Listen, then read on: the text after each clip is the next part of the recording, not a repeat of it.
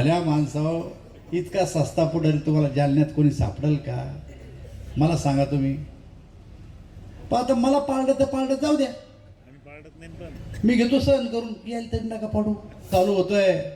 मग मी ड्रायपोर्ट आणला, ICT college आणलं, मेडिकल आणलं, 200 कोटीचे रस्ते आणले, रेल्वे स्टेशन बांधतो, 7,000 कोटीचा रोड जळगावचा चालला, 100 कोटीची पीट लाईन केली, 3,000 कोटी रुपये दुरीकरणाला दिले. मला कोण पाडलं?